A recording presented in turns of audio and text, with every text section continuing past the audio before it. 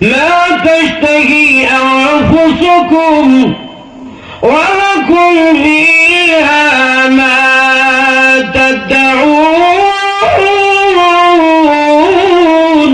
الله أكبر আল্লাহ বলেন মানুষের সমস্ত চাহিদা আমি আল্লাহ জান্নাতের ভিতরে পূরণ করব। আল্লাহ রাব্বুল আলামিন বলেন বান্দা বান্দী জান্নাতের ভিতরে তোমাদের কোনো চিন্তাও থাকবে না, ভয়ও থাকবে না, মনের চাহিদা আমি আল্লাহ পূরণ করব। প্রথম চাহিদাটা কি ছিল? কি হইতে চায় না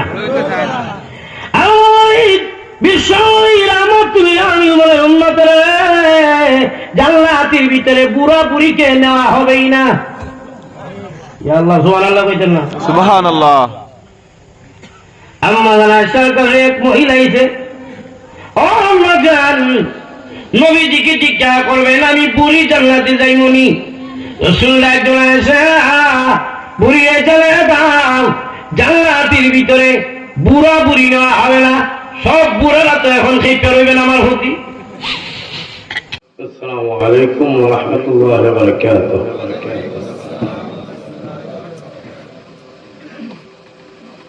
الحمد لله نحمده ونستعينه ونستغفره ونؤمن به ونتوكل عليه ونعوذ بالله من شرور أنفسنا ومن سيئات أعمالنا من يهده الله فلا مضل له ومن يضلله فلا هادي له ونشهد أن لا إله إلا الله وحده لا شريك له ونشهد أن سيدنا وسندنا وحبيبنا ومولانا محمدا عبده ورسوله الذي أرسل إلى الناس كافة بشيرا ونذيرا وداعيا إلى الله بإذنه وسراجا منيرا. أما بعد فقد قال الله تعالى في كلامه المجيد والفرقان الحميد أعوذ بالله من الشيطان الرجيم بسم الله الرحمن الرحيم قد أفلح المؤمنون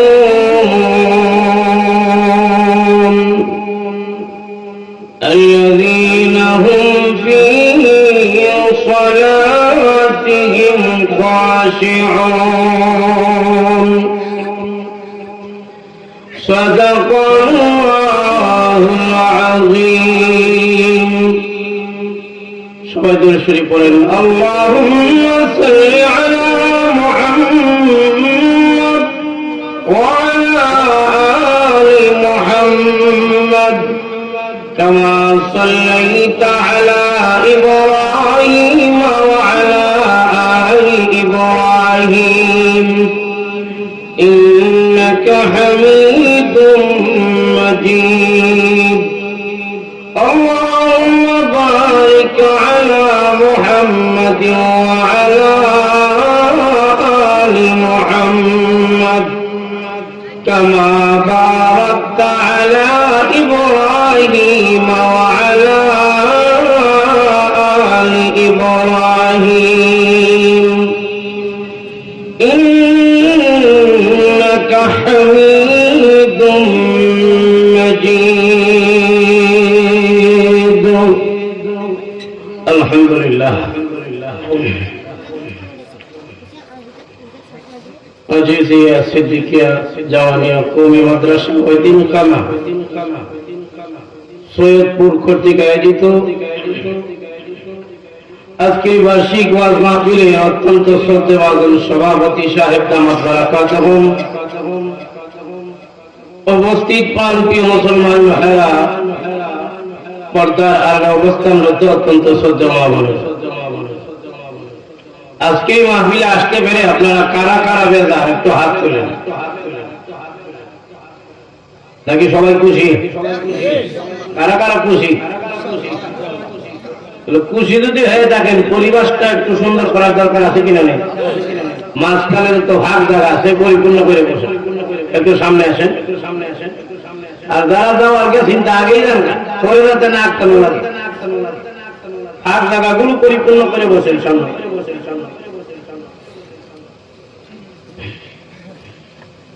বাড়িয়ে দিন এই দুইটা, সামনে একটু বাড়িয়ে দিন ভিতরে। এই যে জায়গাটা হয়ে গেছে, একটু কষ্ট করে সামনে বলেন। আমি এত দূর থেকে আসলাম, আপনারা যদি দূরে দূরে রাগ করছেন নাকি? রাগ টাগ না করলে বলেন কাছে, সামনে এসে বলেন। দিনই মজলিসে ভাগ রাখতে নেই, ভাগ রাখলে মাঝখানে শয়তানে ঢুকে হবে, সব বরকত নষ্ট হয়ে যায়। তাহলে বইয়ে কি লাভ যদি মাঝখানে শয়তান ঢুকে যায়? যে হক জায়গা পূরণ করে না, হে চায় তার কাছে যেন শয়তান তারে। এখন দেখেন কে কে পূরণ করে না। আল্লাহ তাআলা বলেন, যারা দ্বীনি মজলিসে সুন্দরভাবে বসবে, জায়গা বড় করে দিবে। আল্লাহ কোরআনে বলেন, তাদেরকে আমি আল্লাহ কবরে, হাসরে, জান্নাতে জায়গা বড় করে দিব। আমরা তো সবাই চাই যে কবরে, হাসরে সব জায়গায় জায়গা বড় হোক, চাই কি চাই না? যারা চান তারা সামনে করে থাকবে, আর যারা চান না জায়গা থাকেন কবর জিবাত করে থাকবেন। এর ঘর লড়াছড়া নেই, বুঝা যায় হোক রাতে 11টা বাজে থেকে। আচ্ছা যাই হোক, সবাই করে আলহামদুলিল্লাহ। প্রিয় ভাইরা, আজকে মাহফিলের মধ্যে হাজির হতে পেরে সবাই খুশি না বেজার? আরো দূরে বলেন, আমাদেরকে আসার তৌফিক কে দিয়েছেন? আরো দূরে বলেন, কে দিয়েছেন? ইচ্ছে করলেই কোন মানুষ এই মাহফিলের মধ্যে আসতে পারবে না, তৌফিক দিয়েছেন কে? এই এলাকায় কি আপনারাই আছেন নাকি আরো আছে? আসতে বললেন যে আরো নাই নাকি? সবাই কবর গেছে, আপনারাই দিতে রয়েছেন নাকি আরো আছেন? বলেন তো দেখি, সবাই কি মাহফিলে আছেন? না, কেউ রাস্তাঘাটে হাতে বাড়ে, কেউ দোকানে। আমরা এখানে এসে কারে খুশি করবার লাগে? আর দোকানে রাস্তাঘাটে যারা, তারা কারো খুশি করতেছে? শয়তান রে। শয়তান খুশি করার দরকার নাকি আল্লাহ খুশি করার দরকার? সবাই বলেন, কাকে খুশি করার দরকার? এই জন্য আল্লাহ পাক যে আমাদেরকে দ্বীনি মজলিসে আসার তৌফিক দিলেন, জোরে জোরে বলেন আলহামদুলিল্লাহ। প্রিয় ভাইরা, আমি আপনাদের সামনে পবিত্র কোরআন শরীফের সূরাতুল মুমিনুন থেকে 2খানা আয়াতে কারীমা আপনাদের সামনে তেলাওয়াত করেছি। মূলত আল্লাহ রাব্বুল আলামিন সূরাতুল মুমিনুনের প্রথম 11খানা আয়াতের ভিতরে আল্লাহ রাব্বুল আলামিন সত্যিকারের মুমিনের 7টা গুণ তুলে ধরেছেন। আর আল্লাহ বলছেন, যেই মুমিনগুলো 7 গুণে গুণান্বিত হবে, আমি আল্লাহ তাদেরকে জান্নাতুল ফেরদৌসের উত্তরাধিকারী বানাবো। আরো দূরে বল না, কতদিনের জন্য? হুম ফিহা খালিদুন,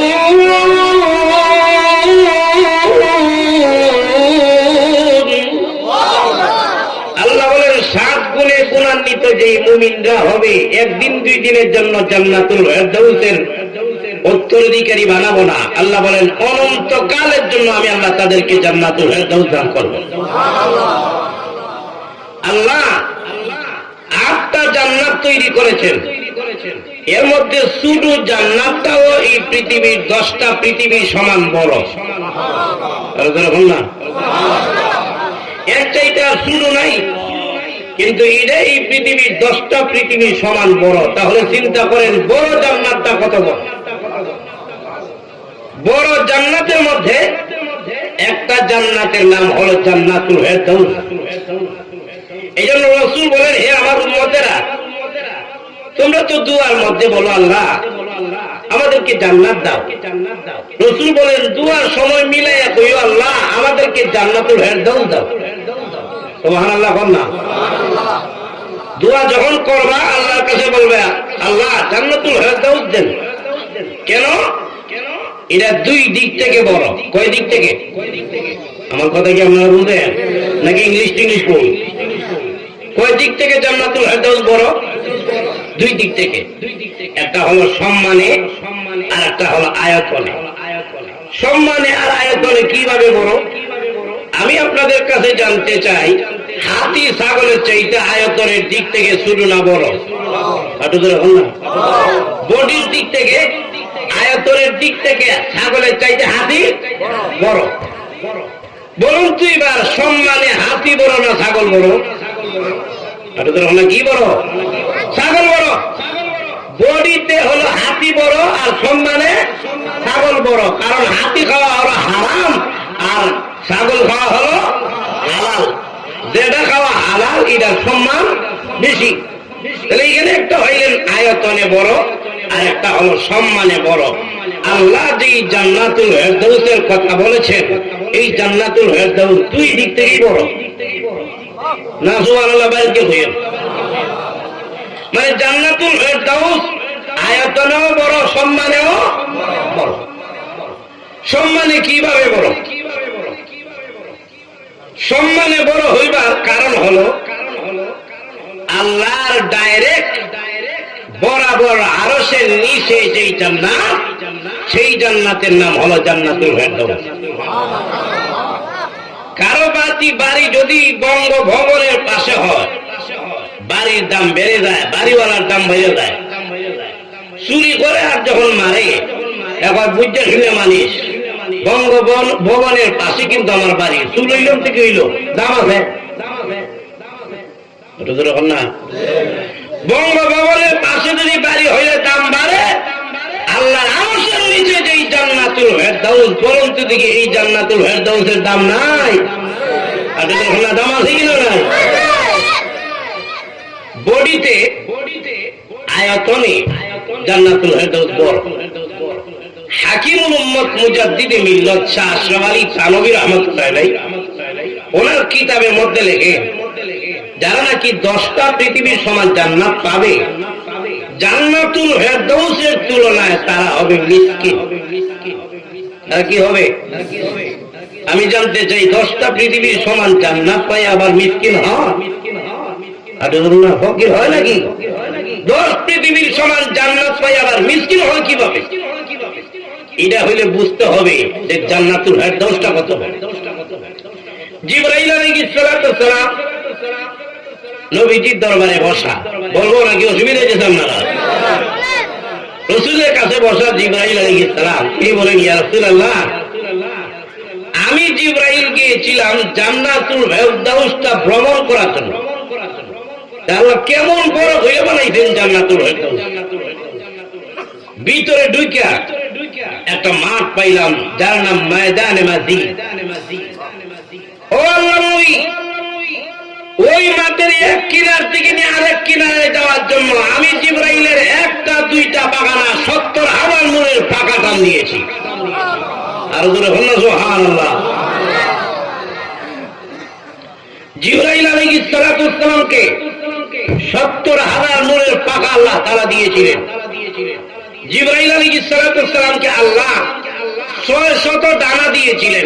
একটা দানা এইভাবে সরাইলে পৃথিবীর এক দিক থেকে আরেক দিকে লাগাল হয়ে যায়। সুবহানাল্লাহ কইতেন না? একটা মানুষ চোখের হাতি দিতে গেলে যত সময় লাগে এর ভিতরে জিব্রাইল তাম পৃথিবী একবার চক্কর দিতে পারে। আর যখন না সুবহানাল্লাহ, আল্লাহ কোরআনে বলছেন জিব্রাইলের শক্তির কথা। সুবহানাল্লাহ কইতেন না?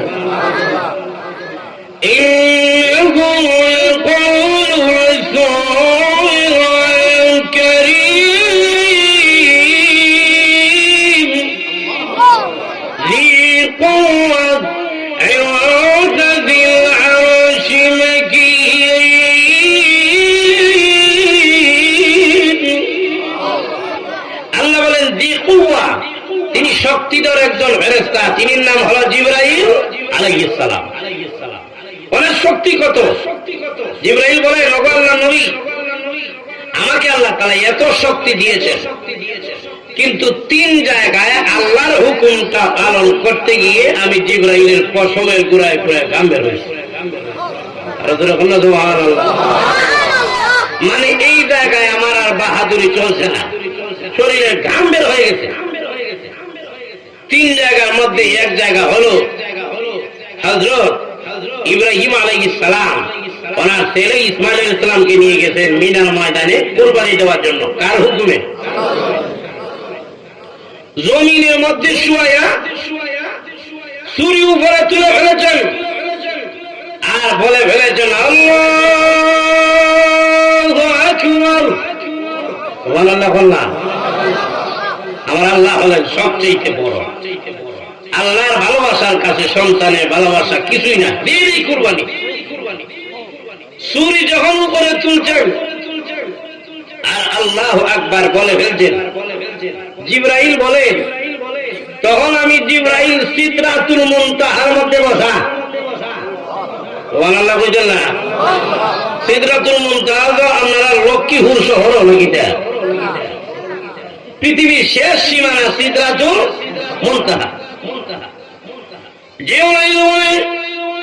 আল্লাহ রাব্বুল আমিন তখন আমাকে হুকুম দিলেন, জিবরাইল জান্নাত থেকে একটা দুম্বা নিয়ে যাও আর একটা লোহার টুকরা নিয়ে যাও।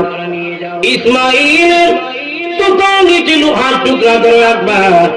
ইব্রাহিম আলাইহিস সালাম ছুরি দিয়ে যতই কুচায় আমার ইসমাঈলের গলা যেন কাটতে না পারে। জিবরাইল বলেন, আমি কোথায় আর মিনার ময়দান কোথায়?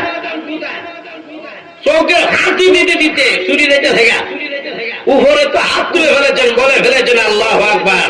আপনারা কি গরু কুরবানি দেওয়ার সময় আল্লাহু আকবার কয়ে কি মাঝখানে ফোন যে ছাড়াইয়া হয়ে যায় নাকি? মানে সময় নাই, উপরে তুলে নিচে দিয়ে পড়ে। আর আল্লাহ বলতেছেন আমাকে যাওয়ার জন্য মিনার ময়দানে লোহা এবং দুম্বা লইয়া। কিভাবে আমি যাবো? সংশোধনের পাখা আমাকে দিয়েছেন, সংশোধনের পাখা দিয়ে টান মারলাম মিনার ময়দানে যাওয়ার জন্য।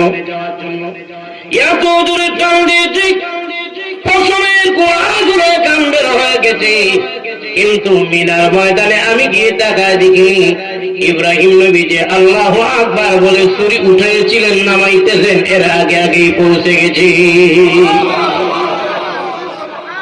তাহলে বুঝতে পারছেন জিবরাইলের শক্তি কত। এই গেল কয় জায়গা? গেছে কয় জায়গা? 2 নম্বর জায়গা হলো ইউসুফ আলাইহিস সালামকে টান পায় আমি কুয়ার মধ্যে ছেড়ে দিয়েছেন। আল্লাহ তখন ডাক দিয়ে বলেন, জিবরাইল আমার ইউসুফ নবী কুয়ার নিচে পড়ার আগে আগে তুমি গিয়ে সেখানে হাজির হয়ে যাও। জিবরাইল বলেন, যখন আমি সিদরাতুল মুনতাহার মধ্যে বসা, কোথায় খুব আর আমি কোথায়? জিবরাইল চোখের হাতি দিতে দিতে তুই হযরত ইউসুফ আলাইহিস সালাম কুয়ার নিচে চলে যাবেন। আমি কিভাবে আসবো?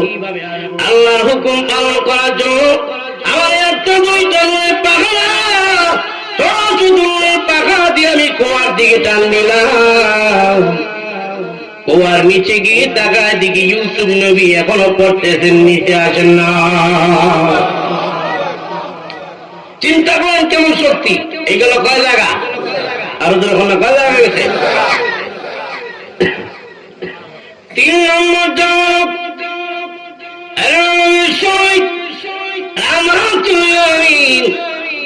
তায়েফে গেলেন দিনের দাওয়াত নিয়ে। রাসূল সাল্লাল্লাহু আলাইহি সাল্লাম দিনের দাওয়াত নিয়ে তায়েফবাসীদের কাছে গেলেন। আল্লাহর নবী রাহমাতুল লিল আলামিনের দাওয়াত তায়েফবাসীরা গ্রহণ করে নাই। নবীজি ব্যর্থ হইয়া তায়েফ থেকে আবার মক্কার দিকে রওনা দিয়েছেন। ওইদিকে তায়েফের শয়তান মাতব্বর যুবকদেরকে লেলিয়ে দিয়েছে আল্লাহর নবীর গায়ে পাথর মারার জন্য। যুবকরা রাস্তার কিনারে দাঁড়িয়ে ব্যাগ বিতল করে পাথর ভর্তি করে আল্লাহর নবী রাহমাতুল লিল আলামিনের গায়ের মধ্যে কাটা কাটা পাথরগুলো মারতে লাগলো। আল্লাহর নবী নুরানি চামড়া রক্তে লাল হয়ে গেছে। আল্লাহর নবী জমিনের মধ্যে বসে যান। তারা আবার জোর করে নবীজিকে, তারপরে আবার পাথর মারে। একবার এইভাবে একবার দিল, তিনবার পর্যন্ত রাসূল দাঁড়াইলেন। তিনবার রাসূল সাল্লাল্লাহু আলাইহি ওয়াসাল্লামকে তারা বসায় দিল। আল্লাহর নবী রাহমাতুল লিল আলামিনের সাথে ছিলেন। নবীজির পালক ছেলে, ওনার নাম হলো হযরত যায়েদ ইবনে হারেসা রাদিয়াল্লাহু তাআলা। আল্লাহর নবী বলেন, একটা কাপড়ের টুকরা আনো, আর এনে আমার শরীরের রক্তগুলো মুছতে লাগো। হযরত যায়েদ ইবনে হারেসা একটা কাপড়ের টুকরা এনে আল্লাহর নবীর শরীরের রক্তগুলো মুছতেছেন। কিন্তু মুছতে মুছতে এক পর্যায়ে কাপড়টা ভিজে গেছে, আর রক্ত শোষণ করে না। চিন্তা করে নিবার দিনের নবী রাহমাতুল লিল আলামিনের শরীর থেকে কত রক্ত বের হয়েছে।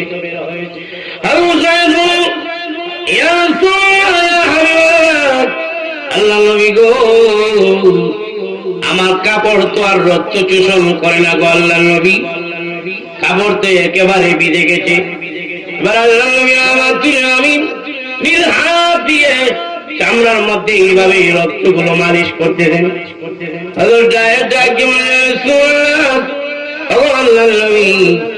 শরীর থেকে যে রক্ত বের হয়ে যায়, মালিশ করলে তো এই রক্ত ভিতরে প্রবেশ করে না। তাহলে আপনি কেন মালিশ করেন? আল্লাহ নবীর আমিও জানি যে রক্ত শরীর থেকে বের হয়ে যায়, মালিশ করলে ওই রক্ত ভিতরে প্রবেশ করে না। কিন্তু কেন মালিশ করে যারা সেরে যায়, ওই তায়েফবাসীরা, ওই তায়েফের যুবকেরা, যদিও আমি নবীকে চিনতে পারি নাই, কিন্তু আমার রক্ত যদি জমিনের মধ্যে পড়ে যায়, আল্লাহর জমিন কিন্তু আমার রক্তের ওজন বহন করতে পারবে না।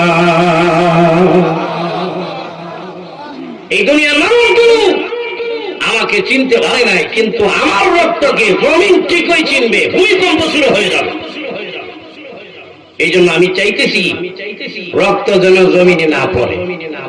পড়লেই তো তারা ধ্বংস হয়ে যাবে, আর তারা যদি ধ্বংস হয়ে যায়, আমি কার কাছে আবার দাওয়াত নিয়ে যাবো? ইয়া আল্লাহ, আসতে বললেন সুবহানাল্লাহ।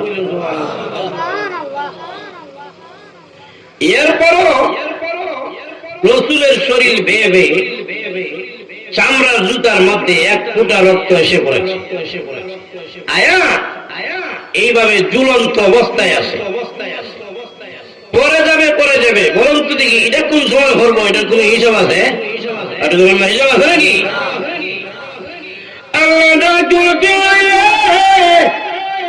আমার বন্ধু, আমার বন্ধু রক্তাক্ত, আমার নবীর যেই চেহারা দিকে সাহাবায়ে কেরাম তাকায় থাকতেন, ওই চেহারা রক্তে লাল হয়ে গেছে। যেই নবীর চেহারা আকাশের চাঁদের চাইতে বেশি সুন্দর।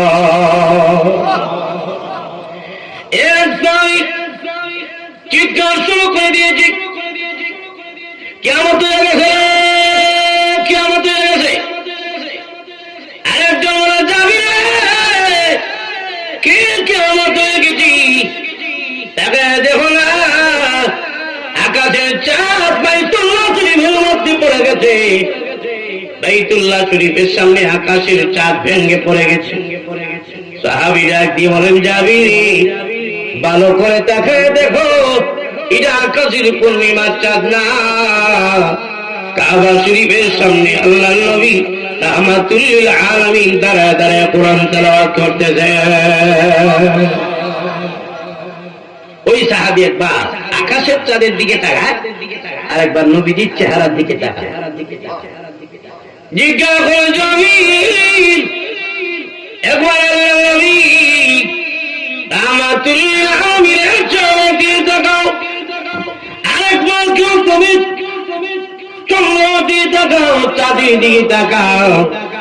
হযরত জাবির বলেন, দুনিয়ার মানুষেরা রে, আমি নির্ণয় করতেছি আকাশের চাঁদ সুন্দর নাকি রাহমাতুল লিল আলামিনের চেহারা সুন্দর, এটা আমি নির্ণয় করতেছি।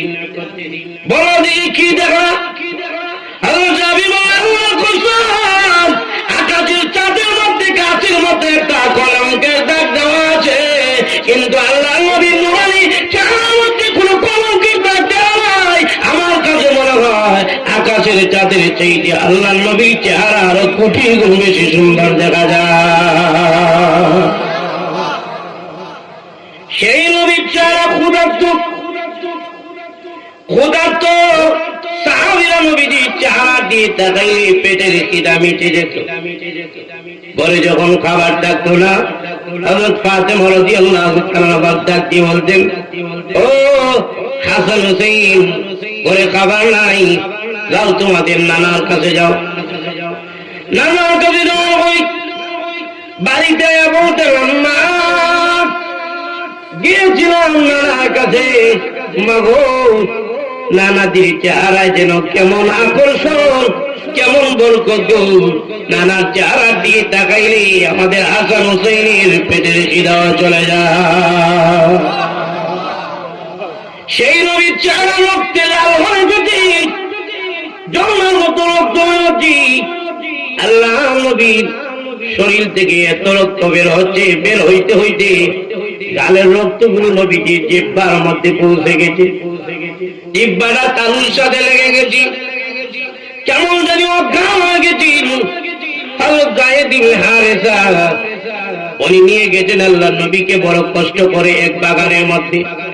হঠাৎ করে হযরত যায়েদ ইবনে হারেসা বলেন, প্রভু গো, তোমার নবীর দিকে কোন নড়াচড়া নাই, কোন কথাও নাই, মনে হয় নবী মারা গেছেন। চোখের পানি ছেড়ে দিয়ে কাঁদতেছেন, আল্লাহ, আমার আগে যদি তোমার নবী মারা যান আমি সহ্য করতে পারবো না। হঠাৎ করে আওয়াজ শুনতেছেন, নবীজি ডাক জল যায় রে, একটু পানি কষ্ট করে আনো। হযরত যায়েদ বলেন, আমি বড় কষ্ট করে একটু পানি আনলাম, এনে আল্লাহর নবী রাহমাতুল লিল আলামিনের টুটের মধ্যে দিলাম। রাসূল টুটটা বিছাইলেন, জিহ্বাটা বিছানোর পরে আল্লাহর নবী রাহমাতুল লিল আলামিন চোখের পানি ছেড়ে দিয়ে কাঁদেন, প্রভু গো, দুনিয়াতে যদি কেউ মার খায়, মার কাছে গিয়ে বলে, মা না থাকলে বাবার কাছে বলে, বাবা না থাকলে চাচার কাছে বলে, আমার যে মা নাই, আমার যে বাবা নাই, আমার যে চাচা নাই, আমার যে দাদা নাই, আমার আত্মীয় স্বজনেরা আমার পক্ষে নাই, আল্লাহ আমি এখন কার কাছে বলবো? আমি যে অক্ষম, আল্লাহ আমি যে অক্ষম, আমি তাদের বুঝাইতে পারি নাই, এই জন্য তারা মেরেছে। আল্লাহ ডাকলেন, জিবরাইল আমার বন্ধুকে গিয়ে বলো, তা সে যদি চায় আমি আল্লাহ তায়েফবাসীদেরকে আযাব দিয়ে দিব, গজব দিয়ে দিব, পাহাড়ের মাঝখানে ফেলায় তাদেরকে একেবারে ভর্তা বানায় দিব। আল্লাহ নবী ডাক দিলেন, জিবরাইল রে, আমি না রাহমাতুল লিল আলামিন, আমি উম্মতদেরকে কখনো গজবের দোয়া করতে পারি না, বরং আল্লাহ নবী উম্মতদের জন্য এই সময় হেদায়েতের দোয়া করেছে।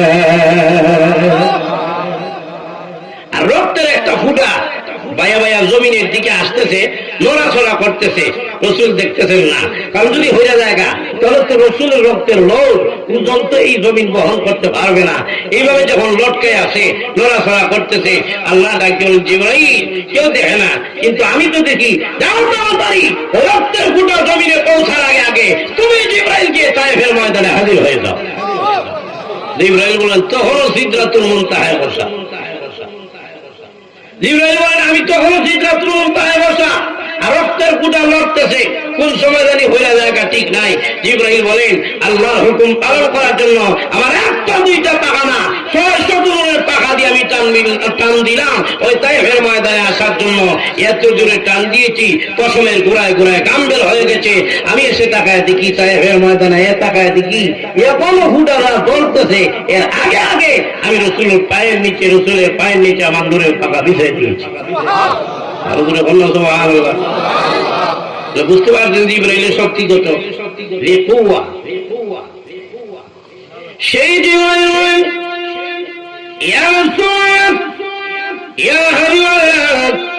আল্লাহ নবী গো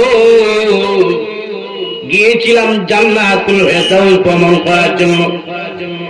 ওই মাঠে মধ্যে আমি জিবরাইল একটা দুইটা পাখা না 600 দূরের পাখা টানলাম ওই মাঠের এক কিনার দিকে আরেক কিনারে যাওয়ার জন্য। একদিন 2 দিন 3 দিন নয়, 1 সপ্তাহ 2 সপ্তাহ নয়, 1 মাস 2 মাস নয়, 1 বছর আর 2 বছর নয়।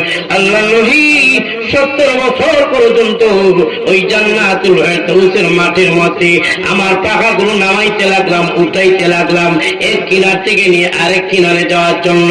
শুধু পাখা দিয়ে 70 বছর পর্যন্ত লাফাইলাম, কিন্তু আল্লাহ নবী জান্নাতুল ফেরদাউসের মাঠটা এত বড় 70 বছরের ভিতরে আমি জিবরাইল ওই মাঠের কোন কোন কিনারা পাইলাম। বলুন তো দেখি মাঠটা যদি এত বড় হয় জান্নাতুল ফেরদাউস তো আরো সুযোগ না। সেই জান্নাতুল ফেরদাউসের তুলনায় যারা 10টা পৃথিবীর সমান জান্নাত পাবে এরা মিসকিন হইতো না তো কি হইতো? ইয়া আল্লাহ আমার কথা বুঝেন না? সেই জান্নাতুল ফেরদাউসের তুলনায় মাঠ যদি এত বড় হয় জান্নাতুল ফেরদাউস কত বড়? সেই জান্নাতুল ফেরদাউসের তুলনায় যারা 10টা পৃথিবীর সমান জান্নাত পাবে তারা তো মিসকিন নয়। সেই জান্নাতুল ফেরদাউসে যাওয়ার ইচ্ছা আসেনি আপনারা? কারা কারা আছে একটু হাত দিলে দেখান তো। আছে তো ইচ্ছা? এখন কি বলেন সবার ইচ্ছা আছে কিন্তু মাপ নাই দেবেন গা? আমার কথা বুঝেন আপনারা? মাপ নাই দেবেন গা? আমল লাগবে, যেমন জান্নাত তেমন আমল। ইয়া আল্লাহ আপনাদের আমা নাই কিটা ঘুমাই গেছে নাকি আপনারা? যেমন জান্নাত তেমন কি আমল লাগবে। ওই জান্নাতুল ফেরদাউসে যাওয়ার জন্য আল্লাহ 7টা গুণাবলীর কথা বলছেন। যারা 7 গুণ অর্জন করবে তারা যাবে জান্নাতুল ফেরদাউসে।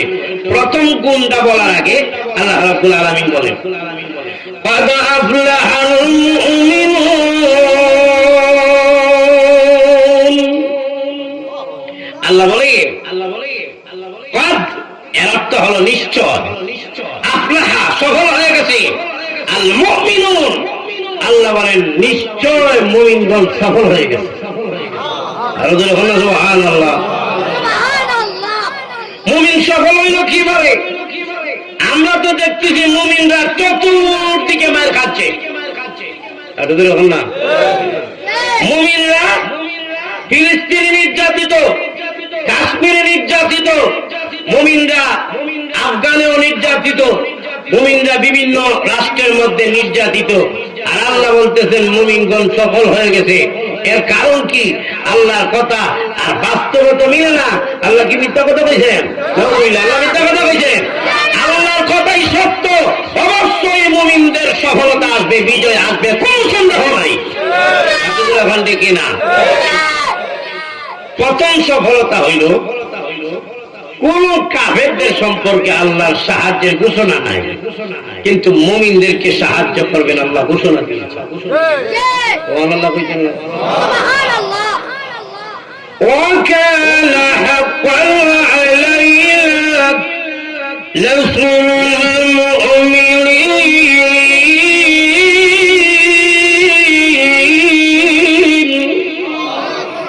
আল্লাহ বলেন কোন মুমিন যদি বিপদে পড়ে তাকে আমি আল্লাহ উদ্ধার করা আমার জন্য ওয়াজিব হয়ে যায়। وكذلك ننجي المؤمنين।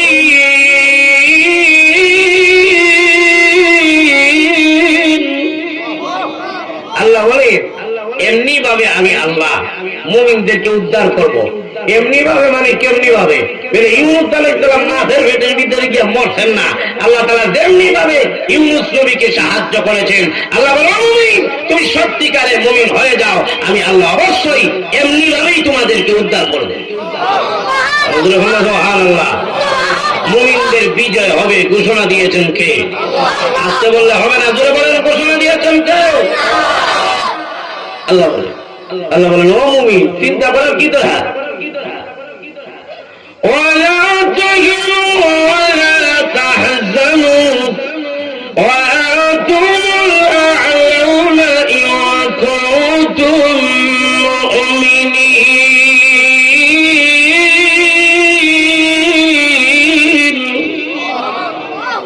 আল্লাহ বলেন ওয়ালা তাহিনু ওয়ালা তাহজানু, আল্লাহ বলেন ঘাবড়াইও না, চিন্তিত হয়ো না, ভয় পাইও না। অবশ্যই মুমিনদের বিজয় হবে, তবে আল্লাহ শর্ত দিয়েছেন ইন কুনতুম মুমিনিন, তুমি যদি সত্যিকারের মুমিন হও। এখন না আমরা তো সত্যিকারের মুমিন না, বিজয় হইব কিভাবে? আমরা হইলাম বেজাল্লা মুমিন, বিপদ হলে আল্লাহরও ধরি না। এখন না এক বিডির একটা ভুল হয়েছে, মরে গেছে, এখন কাঁদতেছে, আল্লাহ মাবুদ গো অমুকের দেখি 7টা ভুলাই একটাও নিলা, আমার কাথাম খোপাইলা জন্ম হয়েছিল, আল্লাহ ইডারে কেন লইয়া গেলা, তোমার চোখে বুঝি আর কেউ দেখছিল না। এরকম আছে কিনা না? যদি খেত খামার ধ্বংস হয়ে যায় সব অভিশাপ আল্লাহ দিয়েছে। এরকম না? আমরা কি সঠিক মুমিন না বেদাইল্লা মুমিন? জোর তুফান যখন বাড়ে, যখন তুফান বাড়ে তখন দেখবে দরজার মধ্যে টিকা দেয়, দরজার মধ্যে টিকা দিয়া সবাই ডাকে। আমরা এলাকা ডাকে কিনা আমি জানি না, আমরা এলাকা ডাকে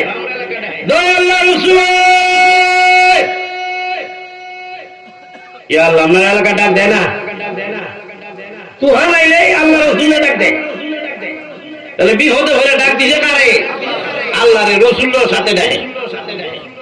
বিপদ গেছে গা বাচ্চা গেলাম, যদি ঠিক আছে আজকে শক্ত করে না দিতাম, কোন সময় উড়া রয়েছে ঠিক এ তখন ডাকছে কারে? আরে এখন কি কর?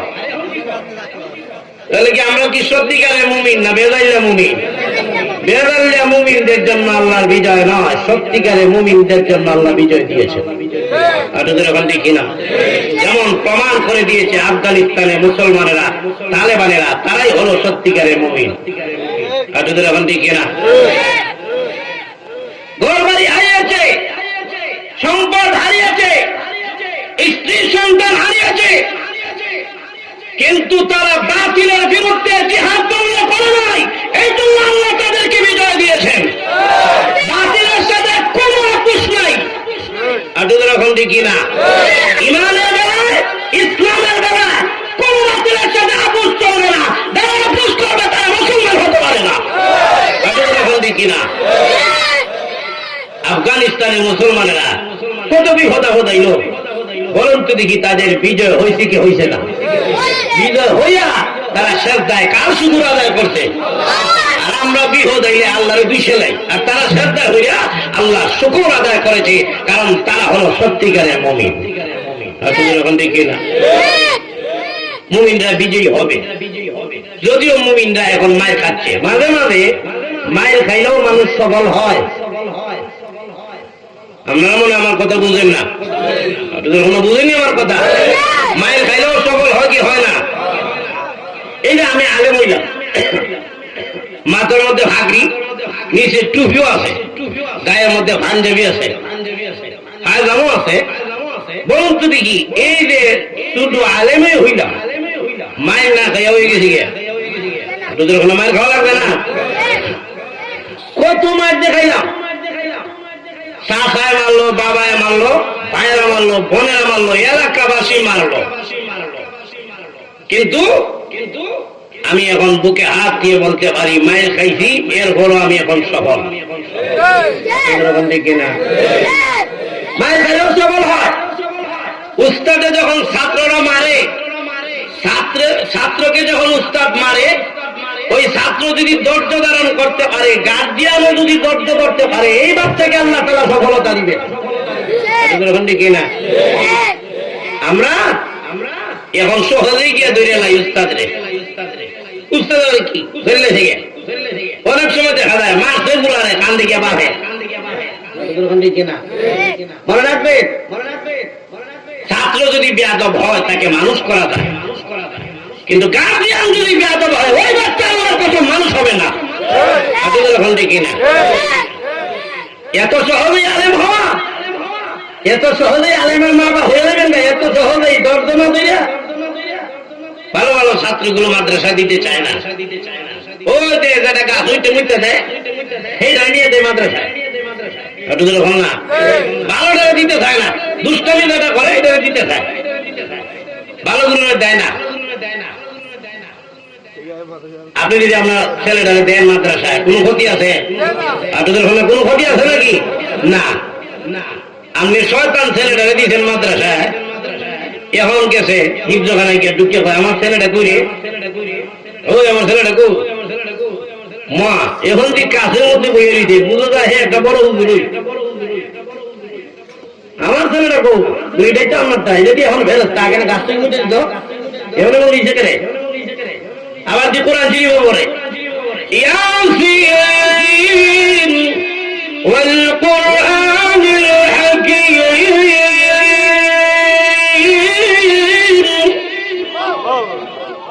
কিরে আমার ছেলেটা এমন হইল, তখন ইয়াকিন হয়েছে আমি গার্জিয়ান ছিলাম সতর্ক, এই জন্য আল্লাহ আমার বাচ্চাকে মানুষ বানাইছে। যতই উস্তাদে মারুক, উস্তাদের নিজের স্বার্থে কোনদিন ছাত্রকে মারে না। কি স্বার্থ আছে? ছাত্রকে যদি উস্তাদে বেশি মারে একটু বেতন বেশি করে দিব না, টিফিনটা গিয়ে বাড়ি থেকে খাবার লই মারতে গেলে গিয়া মারার কারণ হলো হে যেন সফল হয়।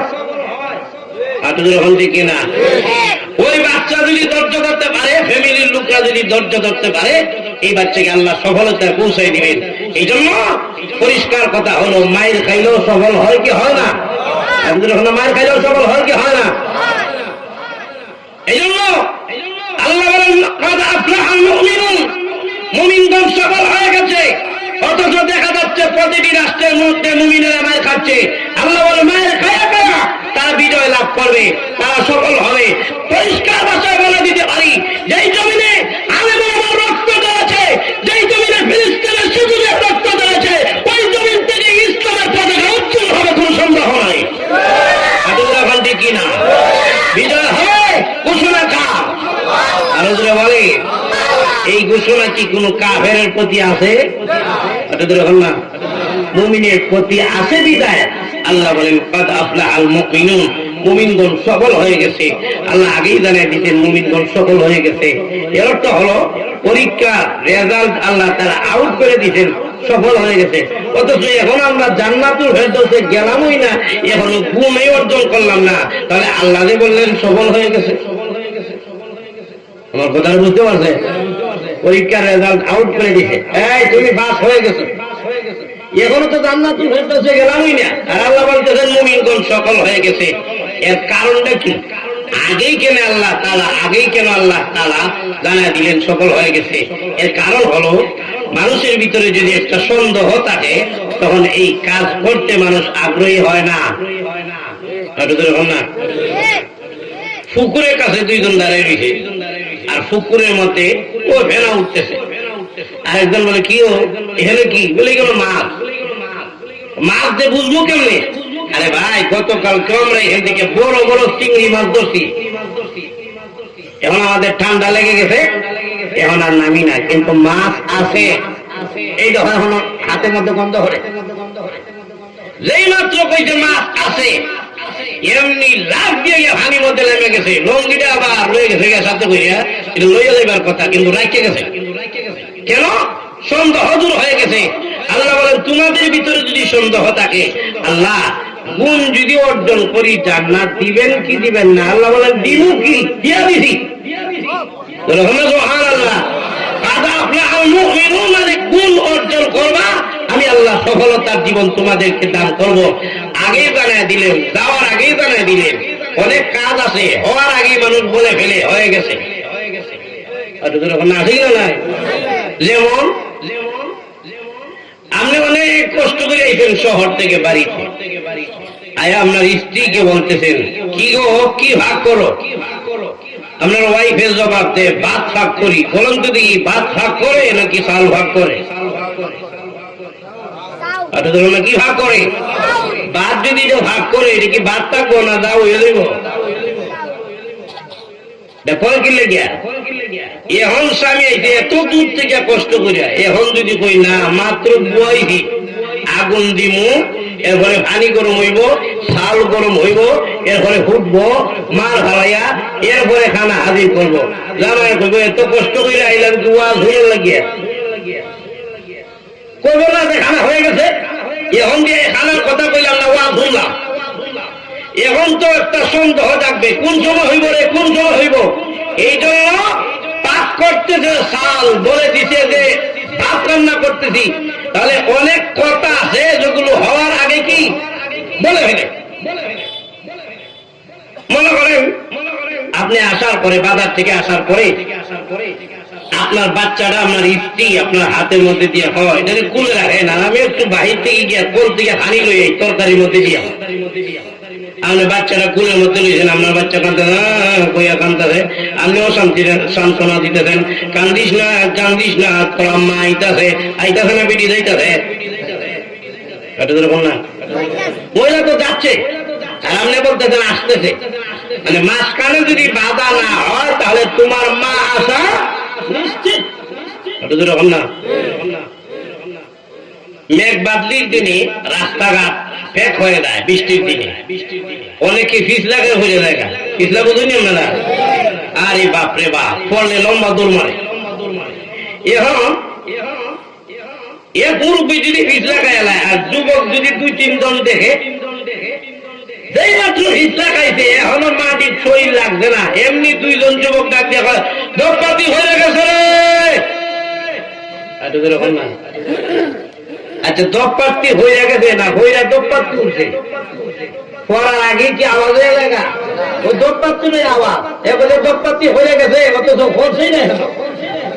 মানে জানে পড়লে যে আওয়াজ হবে, কোন সন্দেহ নাই। আল্লাহ বলেন ও মুমিনুন قد أفلح المؤمنون, মুমিন অবশ্যই সফল হয়ে গেছে। মাঝখানে যদি সে শিরিক না করে, বেদাত না করে, আমি আল্লাহ জানা দিলাম 7 গুণ করনেওয়ালা মুমিনকে আমি আল্লাহ সফলতার জিন্দেগি জান্নাত দান করব। এবং বুঝেন সফল কারে কয়? আপনারা কি মনে করেন গাড়ি বাড়ির মালিক হয়ে গেলে জীবন সফল? অনেকেই যে গাড়ি বাড়ির মালিক ছিল এখন রাস্তায় কাপড় লইয়া হাঁটার কোনো ক্ষমতা নাই। গাড়ি বাড়ির মালিক কইলে সফল হয় না। অথবা আপনার 2টা মেয়েকে যদি লন্ডনী জামাই দেখে বিয়ে দিতে পারেন, জীবন সফল হয়ে গেছে। সফল হয়ে গেছে। অথবা আপনি এমপি মন্ত্রী হয়ে গেলে জীবন সফল হয়ে গেছে, না হয় নাই। সফল কাকে বলে? মুফাসসিরে কিরামগণ বলেন কোন মানুষ সফল হওয়ার জন্য 3টা শর্ত তার মধ্যে থাকতে পারবে না। এর মধ্যে একটা হলো কোন মানুষ যদি সফল হতে হয় সে মনে যা চায় তা পেতে হবে। আরেকটা হলো চিন্তা থাকতে পারবে না, আরেকটা হলো ভয় থাকতে পারবে না। চিন্তা থাকতে পারবে না, ভয় থাকতে পারবে না, আর মনে যা চায় তা পেতে হবে। এই 3টা শর্ত যার মধ্যে আছে সেই হলো সফল। এবার বলুন তো দেখি দুনিয়ার কোন মানুষ কি আছে ভয় ছাড়া?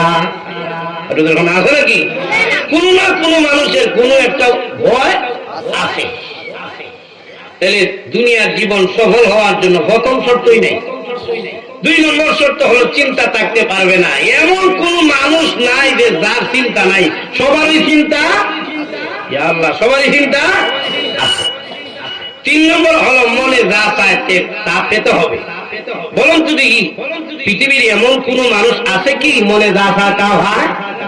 আপনাদের কথা বুঝতে তাহলে বলেন, পৃথিবীর কোন মানুষ আছে না? মনে কি চায়?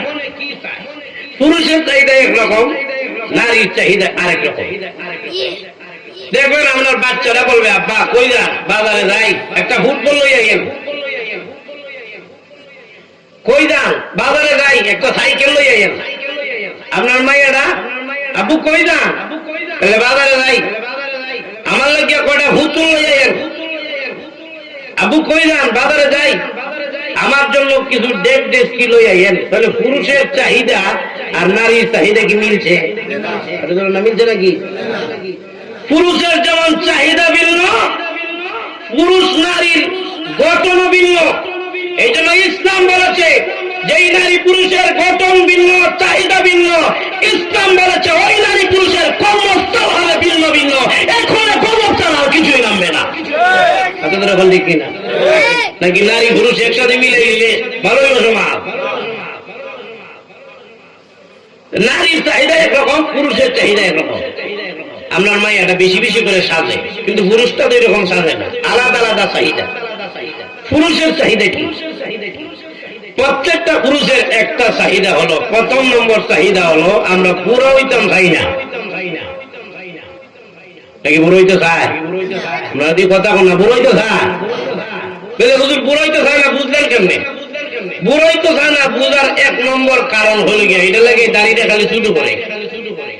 এটা তো এখন না, দাড়িটা শুরু করার কারণ কি? বুঝাইতে চায় যে এখন আমি জোয়ান হয়েছি, এখন না শুনো শক্তি আছে, যাতে আর একটা বিয়া করতে পারে। না হয়তো আর কোনো কারণ নাই দাড়ি কাটার। বলুন তো দেখি, দাড়ি যে আপনি রাখবেন, দাড়ির ওজনে কি আপনার মাথাটাকে হয়ে দেবে গিয়ে রাখা লেগে? অথবা দাড়ি যদি আপনি রাখেন, এটা কি এতটুকু পর্যন্ত রাখতেইব? এটাও তো না। অথবা দাড়ি যদি আপনি রাখেন, মাসে মাসে কি এটার মধ্যে সার দেওয়া লাগবো, রাখা লেগে? ওই যে বুড়াই তো চায় না, এরকম না। দুনিয়াতে মানুষ বুড়া হইতে চায় না। বলেন তো দেখি, বুড়া হয় কি হয় না? বুড়া হয় কি হয় না? মনের চাহিদা কি দুনিয়াতে পূরণ হয়েছে? একটা। দুই নম্বর মনের চাহিদা হইল, মানুষ মরতে চায় না। নাকি মরতে চায়? মরতে চায় নাকি? না। এখন যদি আজরাইল একটা ঘোষণা দেয়, এরকম কোন সিস্টেম থাকতো, আজরাইল যদি চতুর্দিকে এলাকাবাসী মাহফিলের ভিতরে যারা থাকবে তারাই নিরাপদ, বাহিরে যারা থাকবে তাদের সবাই দইরা কইবর নিয়ে যাইবে আজরাইলে। বলুন তো দেখি, এই মাহফিলে মানুষের জায়গা হইতো? আপনারা উঠতেননি? প্রস্রাবে দলে কেন? বলে আজরাইলে যদি দইয়া যায়, তাহলে এই দুনিয়ার মানুষ মরতে চায় না। মরতে না চাইলেও মারা যাওয়া লাগে কি লাগে না? মনে আপনার লাগে কি লাগে না? তাহলে দুই নম্বর মনের চাহিদা কি পূরণ হইতে? তিন নম্বর মনের চাহিদা, মুফাসসিরিনে কেরামগণ বলেন, তিন নম্বর চাহিদা হইল মানুষ একটু বেশি বেশি বিয়া করতে চায়। এটা পুরুষের চাহিদা। ইয়া আল্লাহ, আমরা দিয়ে একেবারে বেদ হয়ে গেছে নাকি? এটা একটা চাহিদা যে বেশি বেশি বিয়া করতো। দেখবেন বুড়া মেয়ারে দিদি কয়, নাতি দিদি কয়, দাদা আমরা একটা বিয়া করে দেখ কেমন লাগবে? রাগ হয় না? এবার তো গোল লাগে, লাঠি দিয়ে বাইরে গেল কথা। দেখ দেখো নাতি, তুই আমার কাছে আয়। নাতি রে, আমার কি আর এখন বয়স আছে বিয়া করা? তাহলে বোঝা যায় বয়স থাকলে টিকে আর একটা করতো। এখন না। বলেন তো দেখি, এই চাহিদা কি দুনিয়াতে পূরণ হয় না? তাহলে প্রথম চাহিদা ছিল কি? প্রথম চাহিদা হলো গিয়ে আমি এই বুড়া হইতাম চাই না। দুই নম্বর চাহিদা মরতে চাই না। তিন নম্বর চাহিদা হইল বেশি বেশি বিয়া করতে চাই। এটাও সম্ভব না, কোন শর্ত দুনিয়াতে পূরণ হবে না। আল্লাহ বলেন, মুমিন তোমার সমস্ত শর্ত আমি আল্লাহ জান্নাতের ভিতরে পূরণ করব। আর সুবহানাল্লাহ, কোরআনের আয়াত। লা তাশতাহি আনফুসুকুম ওয়া লাকুম ফিহা মা তাদউন।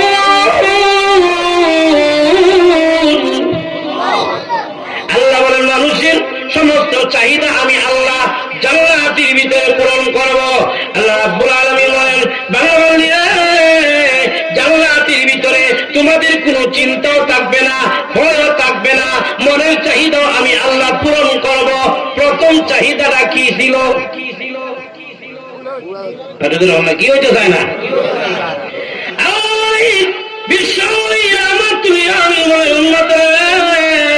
জান্নাতের ভিতরে বুড়া বুড়িকে নেওয়া হবেই না। আল্লাহ সুবহানাল্লাহ কইতেন না? আমাদের আয়েশার ঘরে এক মহিলা আইছে, ও আম্মা জান, নবীজিকে জিজ্ঞাসা করবেন আমি বুড়ি জান্নাতে যাইমনি। রাসূলুল্লাহ একজন আয়েশা বুড়িয়ে চলে দাও, জান্নাতের ভিতরে বুড়া বুড়ি নেওয়া হবে না, সব বুড়ারা তো এখন ঠিক করবেন আমার ক্ষতি। আল্লাহ নবী যখন এই কথা বলছেন, বুড়ি তো এখন কাঁদতে কাঁদতে অসুস্থ হয়ে গেছে, বিছানা থেকে উঠতে পারে না। আম্মা আয়েশা এসে বলেন, ইয়া রাসূলুল্লাহ, আপনি যে বলেছেন বুড়া বুড়ির জন্য জান্নাত নাই, এখন তো মহিলা একেবারে বিছানা থেকে উঠতে পারে না। আল্লাহ নবী ডাকতে আয়েশা, আমি তো বলি নাই যে বুড়া বুড়ির জান্নাতে নেওয়া হবে না, আমি বলেছি বুড়া বুড়ি অবস্থায় জান্নাতের ভিতরে নেওয়া হবে না। এটা আমি আনন্দ করে বলেছি। রাসূল মাঝে মাঝে আনন্দ করতেন, বাচ্চাদের সাথে একেবারে রাগ হয়ে থাকা এটা নবীর সুন্নত না। শাসনের জায়গায় শাসন করবেন, শাসনের জায়গায় শাসন চালায়া যাবেন, আনন্দের জায়গায় বাচ্চাদের সাথে আনন্দ করা নবীর সুন্নত। তো কি রে বা ভাইয়া করে ঢুকলো না আজরাইল ঢুকলো, গাছটা তেরা হয়ে বইয়ে থাকে, বাচ্চারা যাতে ডরায়। আপনার যেমন গাড় তেরা, আপনার বাচ্চা হইব গাড় তেরা না, মর্জি মেজাদের সাথে বাচ্চাদের মিলে দেবে গে। এই জন্য মাঝে মাঝে রাগ গুছাও দেখাইবেন। আসলে তো শাসনের বেলায় শাসন নাই, ওই সব আকাম শাসন, গুলা নামাজ বলে না, এটা লেগে শাসন নাই। ভাত খায়, ভাত না খাইলে লাঠিটা লই বই থাকে, এখন তাই চলে। কিন্তু নামাজের বেলা কোন শাসন নাই। ওই 3টা রুম বানাইছে, এক রুমের মধ্যে বাপ হয়ে রয়েছে মোবাইল টিপতেছে, আরেক রুমের মধ্যে তার মা, আরেক রুমের মধ্যে তার বোন, আরেক রুমের মধ্যে আরেক রুমের মধ্যে তার বউ। বুঝা যায় গরু ছাগলের হাদি। শাসনের জায়গায় কি নাই? শাসন নাই, আগামে শাসন করে। কিছু মানুষ আছে আবার বেশি শাসন করতে করতে সুজা করতে ভেঙে যায়, নষ্ট করে দেয় বাচ্চাদের, পরে বাচ্চা জায়গা উল্টিয়া। রাসূল বলেন শাসনের জায়গায় শাসন করবা, আনন্দের জায়গায় আনন্দ করবা। রাসূলও তার উম্মতদের সাথে আনন্দ করতেন, হাসি ফুর্তি করতেন। সুবহানাল্লাহ বল না, আসতে গেলেন সুবহানাল্লাহ। আমরা কি ঘুমাতে আসে নাকি বিজয় লোকদের? সবাই বলেন সুবহানাল্লাহ। আল্লাহ করতেন কি? আমিন খেজুর খাচ্ছেন, আলীও খেজুর খাচ্ছেন। আল্লাহ নবী খেজুর খাইয়া খাইয়া বিচিগুলো হযরত আলীর সামনে নিয়ে রেখে দেন। বেশি সবগুলো হযরত আলীর সামনে টাল দিয়ে রেখে দিতেন। এক পর্যায়ে রাসূল ডাক দিয়ে বলেন, আলী রে, তোমার সামনে এত খেজুরের বিচি দেখা যায়, মানুষ দেখলে বলবে তুমি ভেটুক, খেজুর বেশি খাইছো। রাসূল হাসি দিয়ে এই কথা বলছেন। হযরত আলীও হাসি দিয়ে বলেন, ইয়া রাসূলুল্লাহ, ইয়া হাবিবাল্লাহ, আমার সামনে যদি খেজুরের বেশি এত বেশি থাকলে মানুষ বলে আমি খেজুর বেশি খাইছি, আমি পেটুক। আপনার সামনে দেখো খেজুরের বেশি নাই, মানুষ দেখলে বলবে আপনি বেশি সহ খাইয়া লাইছেন। ওয়াল্লাহ কইতেন না? আল্লাহ নবী এইভাবে আনন্দ করতেন। আম্মা আয়েশাকে রাসূল বলেন, আয়েশা, বুড়িকে জানায় দাও আমি বলেছি বুড়া বুড়ির জান্নাত নাই। এর অর্থ হলো জান্নাতে যাবে না এমন না। আমি বলছি কোন বুড়া বয়স যদি 80 বছর হয়, কোন বুড়ির বয়স যদি 70 বছর হয়, জান্নাতের ভিতরে যাওয়ার সময় একজন বুড়াকে আল্লাহ 33 বছরের যুবক বানাবেন, আর একটা বুড়ির জান্নাতে যাওয়ার সময় 18 বছরের যুবতী বানাইয়া মহান আল্লাহ জান্নাতের ভিতরে নেবে। তাহলে বুড়া বুড়ি হইতাম না, এরা দুনিয়ায় হয়ে যায়, কিন্তু জান্নাতের ভিতরে বুড়া বুড়িকে নেওয়া হবে না, সব হবে। আরে ভাই, জান্নাতে গিয়েও যদি আপনি বুড়া বুড়ি থাকেন তাহলে এটা তো হয় না। মনের প্রথম চাহিদা ছিল বুড়া হতে চাই না, এটা কি দুনিয়াতে পূরণ হবে নাকি জান্নাতে? আরো যারা বলেন মরতে চাই না, আল্লাহ বলেন দুনিয়ার মানুষ জান্নাতের ভিতরে মরণ নাই, জান্নাতের ভিতরে আল্লাহ মরণটাকে দুম্বার আকারে জবাই করবেন আর জানা দিবেন, ও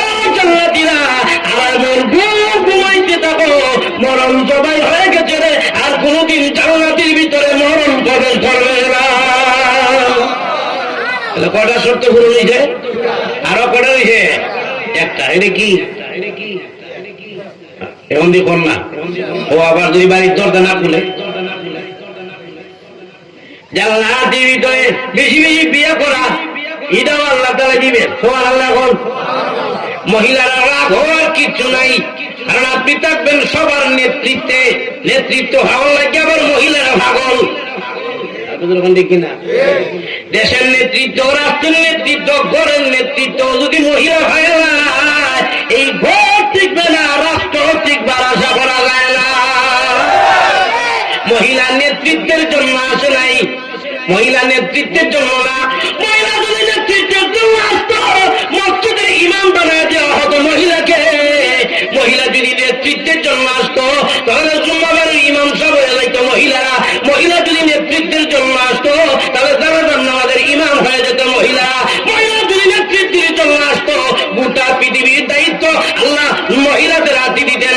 কিন্তু আল্লাহ তাআলা কোন মহিলার হাতে নেতৃত্ব দেন নাই। আল্লাহ রাব্বুল আমিন বুঝাইতেন, পুরুষ পুরুষ ওই, মহিলা মহিলা ওই। কিনা মহিলার উপরে পুরুষের মর্যাদা, এটা আল্লাহর কোরআনের ঘোষণা। সুবহানাল্লাহ। আল্লাহ রাব্বুল আমিন জান্নাতের ভিতরে আপনাকে বেশি বেশি বিয়ে করা, এই চাহিদা আল্লাহ তাআলা জান্নাতের ভিতরে প্রবেশ করাইয়া পূরণ করাবেন। একেবারে ছোট জান্নাতি যে ব্যক্তি, ওই জান্নাতিকে মহান আল্লাহ তাআলা সর্বপ্রথম 70 জন বউ দিয়ে বলবেন, যা ওইগুলা দিলাম আরামের গুনগুমারে, আরো লাগলে আমি আল্লাহ রুচি ভালো ভালো দিব। আরো দূরে বললে সুবহানাল্লাহ। চিন্তা করো না, ভিতরে যাও। আল্লাহ ডর ভয় লাগে, কেমনে ঢুকতাম?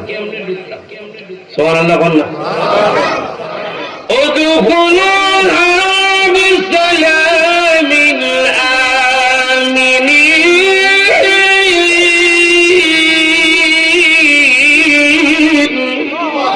আল্লাহ বলেন নিরাপদে ঢুকো। এবার রাব্বুল আমিন জান্নাতের ভিতরে বউ দিবেন, এরপরে রুচি ভালো ভালো বউ দিবেন।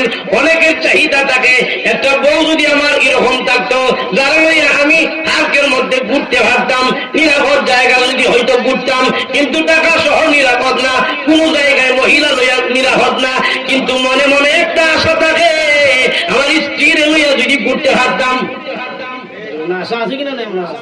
সবাই এরকম একটা থাকে, কিন্তু দেশের নিরাপত্তা নাই। দেখানো যায় এখানে নির্যাতন। আল্লাহ নবী বলেন, জান্নাতের ভিতরে বাগান আছে, বউ লইয়া লইয়া করবা।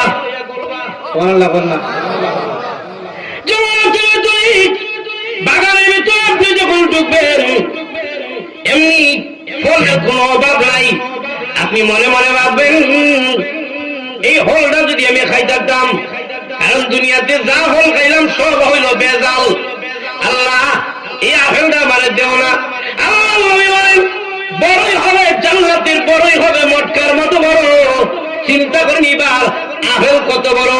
আপনি চিন্তা করবেন আপেল খাওয়ার জন্য। আপনি আমার মনে করেন না যে হুজুর আমি কি শুরু থাকতাম নাকি, আমি যদি ছুটি হই, আপেল যদি এত বড় হয়, আপেল নিজে ভরেই তো মেরে দেবে। আল্লাহ বলেন, না না, তুমি বান্দা থাকবা 7 হাত লম্বা, 60 হাত তুমি হইবা লম্বা। এখন আপেলের কথা কল্পনা করবেন, আপেলটা মুখের সামনে করবো, 2 ভাগ হয়ে যাবে, এর ভিতরে সুন্দরী রমণী ঘুমটা দিয়ে বসে যাবে। আপনি দেখে হবেন এই দেখলাম কি ভয় হয়ে গেছে, এমনি আওয়াজ হবে, দুনিয়াতে কোনো বেগানা নারীর দিকে তুমি তাকাও নাই।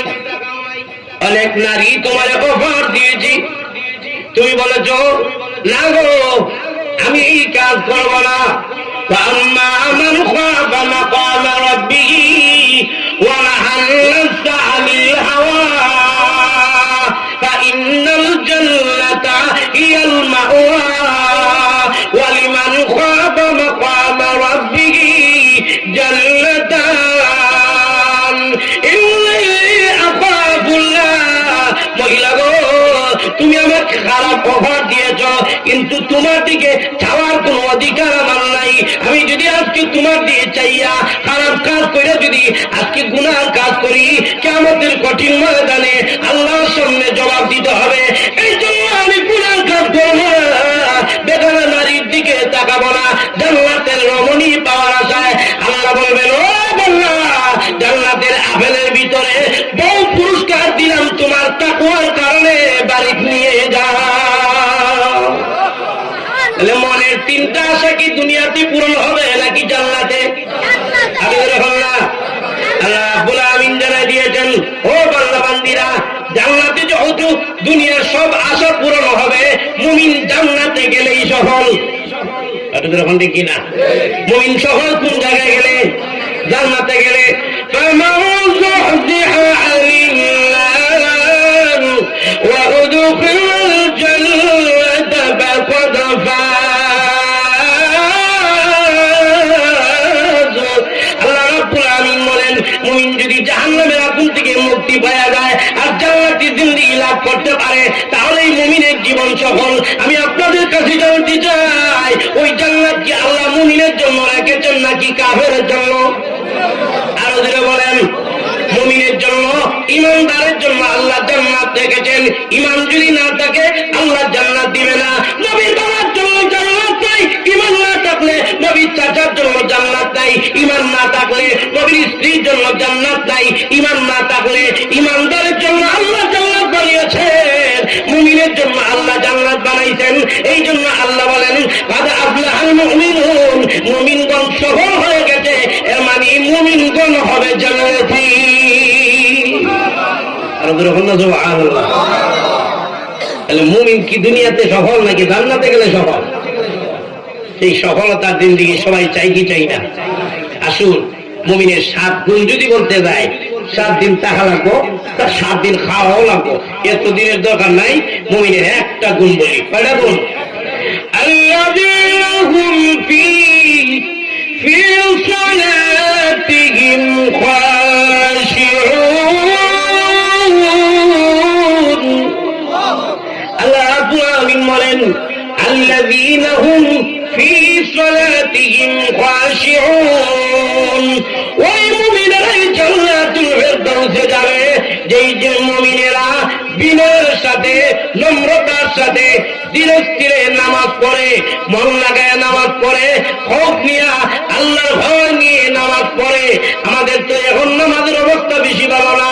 এমন নামাজিও আছে, জুম্মাবারের নামাজি, আছে কিনা নাই?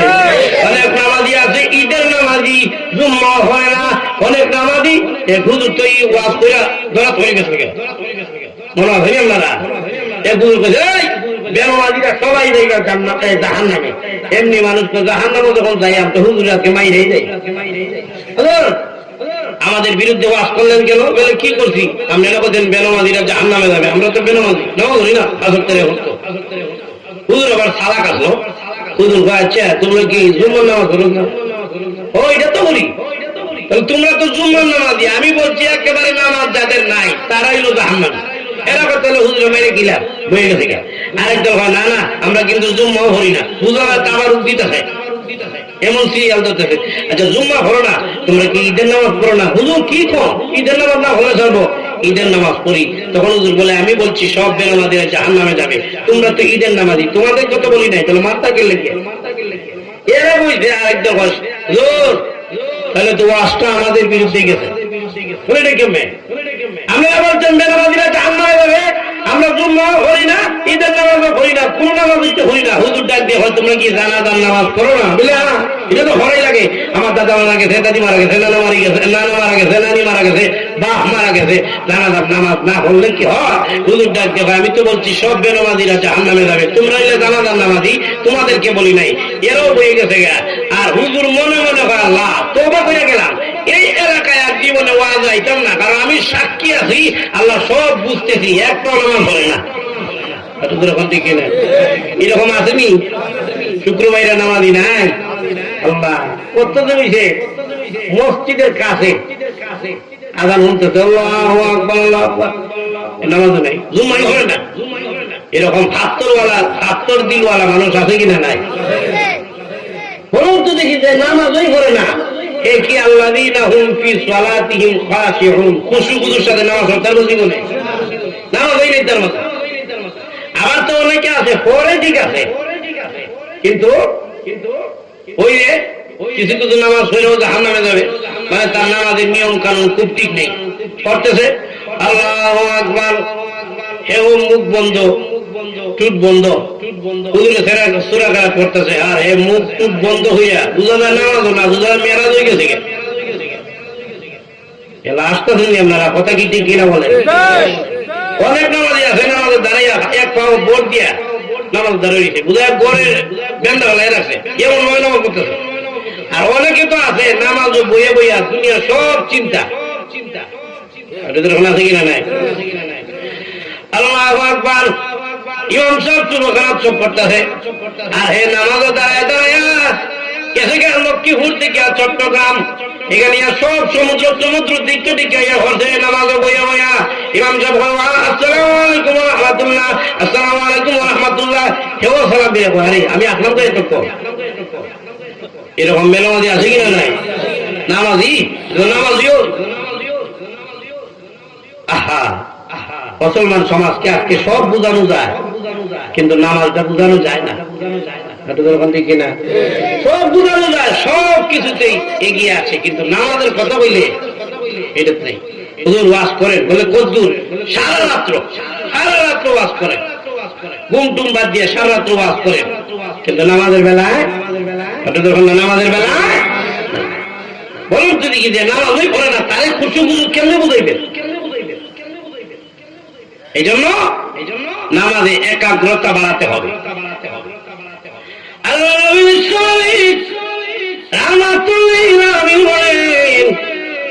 সেজদার মাধ্যমে আল্লাহর এত কাছাকাছি যাওয়া যায়, অন্য কোন ইবাদতে আল্লাহর এত কাছাকাছি যাওয়া যায় না। সুবহানাল্লাহ। এই জন্য সেজদায় গিয়ে বলে সুবহান, কে পবিত্র? আর ওদের বলেন কে পবিত্র? রুকুতে সেজদায় গিয়ে যখন বলে সুবহান, আল্লাহ আপনি পবিত্র, আল্লাহ বলেন তুই আমি আল্লাহরে পবিত্র বললি, আমি আল্লাহ তুই বান্দারে পবিত্র বানায় দিলাম। কোন মানুষ যখন নাকি সহি শুদ্ধ ভাবে সুন্দর করে আল্লাহকে সেজদা দেয়, আল্লাহ তুমি মনে করতে পারো মসজিদের টাইসে সেজদা দিয়েছ, জায়নামাজে সেজদা দিয়েছ, তুমি মনে করতে পারো মাটির মধ্যে সেজদা দিয়েছ, আল্লাহ বলেন আল্লাহ রে না না, তুমি যখন খাঁটি ভাবে সেজদা দেও, আমি আল্লাহ তোমার কপালের নিচে আমি আল্লাহর কুদরতি পাটা তুলে ধরে রাখি। এই জন্য কোন মানুষ যখন খাঁটি ভাবে নামাজে দাঁড়া যায়, আর যদি মনে করে আল্লাহ এমন ভাবে আমি নামাজে দাঁড়াইলাম, আল্লাহ দুনিয়ার কোন মানুষ যদি আসামি হয়ে যায়, কান বললে আসামিরে মাফ করে দেওয়া হয়, কিনা? কান ধরলে যদি না মাফ করে পুলিশে তৈরি জায়গা, হাতের মধ্যে হালকা পড়ে পুলিশে জায়গা, আল্লাহ কান ধরে ফেললাম আমারে মাফ করে দাও, হালকা বেঁধে ফেললাম আল্লাহ আমারে মাফ করে দাও। ওই আল্লাহ যদি খুশু খুশু ভাবে নামাজের মধ্যে দাঁড়ায় যায়, আল্লাহ বলেন ফেরেশতা আমার আর আমার বান্দার মধ্যখানে তো কানুনের পর্দা আছে, সবগুলো সরে দাও, আমি আল্লাহ ডাইরেক্ট আমার ওই নামাজি বান্দার উপর রহমত নাযিল করো। এবার বলুন তো দেখি, আমি আর আপনি যদি পৃথিবী থেকে বিদায় হয়ে যাই, আমাদের সাথে কি গাড়ি যাবে? যখন গাড়ি যাবে, সম্পদ যাবে, বিল্ডিং যাবে, কিছুই যাবে না। যাবে কি? আল্লাহ নবী রাহমাতুল লিল আলামিন বলেন, উম্মতেরা দুনিয়ার জীবনে তুমি তোমরা ভালোভাবে আমল করে যেতে পারো। আসসালাতু আলা ইয়ামিনিহি ওয়াজ যাকাতু আন শিমালিহি ওয়াল কুরআনু ইনদা রাসিহি ওয়াস সিয়ামু ইনদা রিজলিহি। তোমরা পৃথিবী থেকে বিদায় হয়ে গেলে তোমাদের ডান পাশে নামাজ দাঁড়া যাবে, বাম পাশে যাকাত দাঁড়া যাবে, দান সদকা দাঁড়া যাবে, মাথার কাছে আল কুরআন ইনদা রাসিহি, মাথার কাছে কুরআন দাঁড়া যাবে, রোজা তোমার পায়ের কাছে দাঁড়ায় থাকবে কবর জগতে। আর ডাক দিয়ে বলবে আল্লাহ কান্দিস না, ভয় করো না, চিন্তা করো না, আমরা তোমার সাথে আছি ততক্ষণ পর্যন্ত তোমাকে জান্নাতে না পৌঁছাবো, আল্লাহর কসম তোমাকে ছেড়ে এক মুহূর্তের জন্য যাব না। সাথে যাবে কি? আসসালাতু আন ইয়ামিনিহি, নামাজ যাবে সাথে, আপনার আমার সাথে রোজা যাবে, যাকাত যাবে, হজ, কোরআন তেলাওয়াত যাবে, এগুলি আপনার আমার কবরের সাথে হবে। এজন্য আল্লাহ রাব্বুল আলামিন বলেন ফি সালাতিহিম খাশিউন, আমি আল্লাহর ভয় নিয়ে খুশুখুজুর সাথে নামাজ পড়ো। খুশুখুজু মানে আল্লাহর ভয় নিয়ে নামাজ পড়ো, কোনো নাড়াচাড়া করো না, কোনো মনোযোগ নষ্ট করো না। এইভাবে যদি কেউ নামাজ পড়তে পারে, আল্লাহ বলেন আমি আল্লাহ তাদেরকে জান্নাতুল ফেরদাউস দিব। আর যখন সুবহানাল্লাহ, আল্লাহ তাআলা বলেন তাদেরকে কি দিবেন? জান্নাতুল ফেরদাউস দিবেন। এই জন্য জান্নাতুল ফেরদাউসে যাওয়ার ইচ্ছা কার কার আছে? হাত তুলে দেখেন। সবার আছে তো? আর যখন আছে তো সবার? তাকবীর দেন না?